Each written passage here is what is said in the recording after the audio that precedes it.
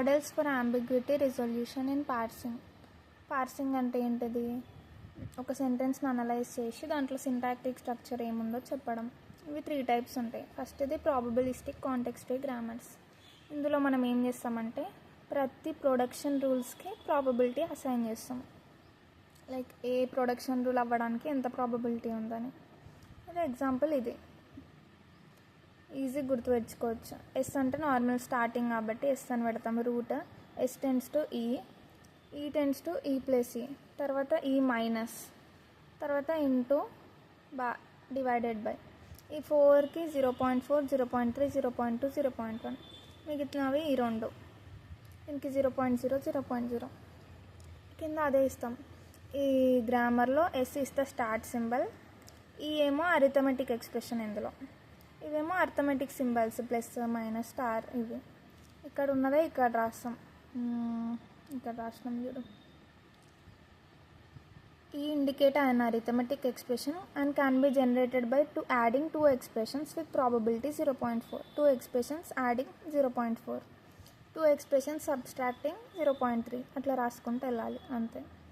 నెక్స్ట్ది generative models for parsing. Generative models for parsing అంటే ఇంతకుముందు ఏం చేసినాం మనం, ప్రొడక్షన్ రూల్స్కి ఇక్కడ ప్రాబబిలిటీ అప్లై చేసినాం. ఇక్కడనేమో ఇండివిజువల్ వర్డ్స్కి ప్రాబబిలిటీ అప్లై చేస్తాం. ఇక్కడ ఒక ఎగ్జాంపుల్ ఉంది. 3 సెంటెన్సెస్ ఉన్నాయి. ఇట్లా మొత్తం గ్రూప్ ఆఫ్ సెంటెన్సెస్, ఎక్కువ గ్రూప్ ఆఫ్ సెంటెన్సెస్ ఉండేదాన్ని కార్పస్ అంటారు. ఇక్కడ ఒక చిన్న కార్పస్ ఉంది, అందులో 3 సెంటెన్సెస్ ఉన్నాయి. The cat sat on the mat, the dog chased the cat, the bird flew away. ఇది నార్మల్గా ఫస్ట్ 3 ప్రొడక్షన్ రూల్స్ అన్నిటికీ మనకు సేమే ఉన్నాయి. S tends to NP VP, NP tends to det N, VP tends to V NP. అట్లా ఒక్కటే production rule ఉందనుకో దానికి ప్రాబబిలిటీ 1 ఉంటుంది. అదే 2 ప్రొడక్షన్ రూల్స్ ఉన్నాయనుకో ఫస్ట్ దానికి 0.67, నెక్స్ట్ దానికి 0.33. అట్లా ఫస్ట్ 3కి అట్లా ఉన్నాయి. నెక్స్ట్ డెట్ అంటే ఏంది? డిటర్మినెంట్ అంటే దా. ఇలా ఎన్ని దాలు ఉన్నాయి, ఇన్ని దాలు ఉన్నా కూడా మనం ఒక్క దా రాస్తే సరిపోతుంది. ఒకటే ఉంది కాబట్టి 1 ప్రాబబిలిటీ. Next noun. ఇక్కడ నౌన్స్ ఎన్ని ఉన్నాయి? Cat, dog, bird. 3 ఉన్నాయి కాబట్టి 1ని 3తో డివైడ్ చేసి 0.33. వీటన్నిటికీ ప్రాబబిలిటీ 0.33. నెక్స్ట్ వర్బ్ కూడా సేమ్. సాట్, చేస్డ్, ఫ్లూ. 3 వర్బ్స్ ఉన్నాయి కాబట్టి బై 3 చేస్తే 0.33. ఇట్లా మనము ఈ ఒక్కొక్క వర్డ్స్కి, ఇండివిజువల్ వర్డ్స్కి ప్రాబబిలిటీ ఇస్తాం ప్రొడక్షన్ రూల్స్లోనే. దీంతో ఇట్లా పార్స్ ట్రీ జనరేట్ చేయొచ్చు. ఫస్ట్ ఇక్కడ ఎస్ టెన్స్ టు ఎన్పీవీపీ ఉంది కదా, ఇక్కడ కింద అదే ఇచ్చారు. S tends to ఎన్పీవీపీ.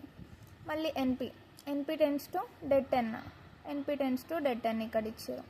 డెట్ అంటే ఏంటి? ద. నౌన్ అంటే క్యాట్, వర్బ్ అంటే చేస్డ్.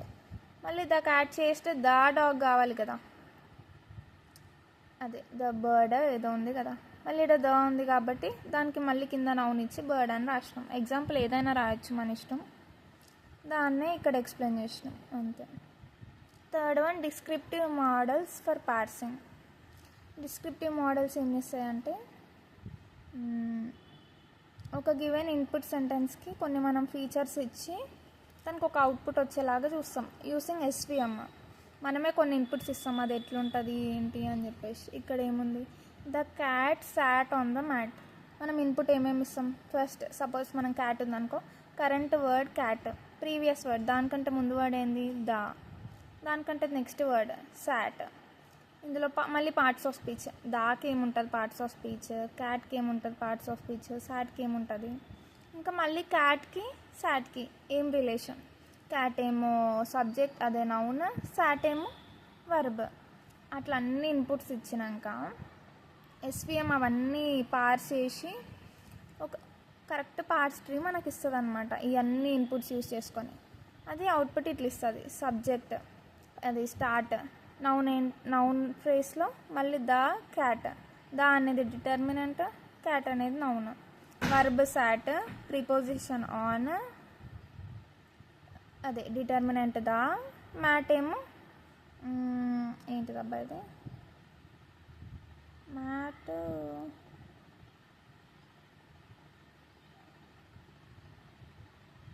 మ్యాట్ కూడా నౌనే అంతే.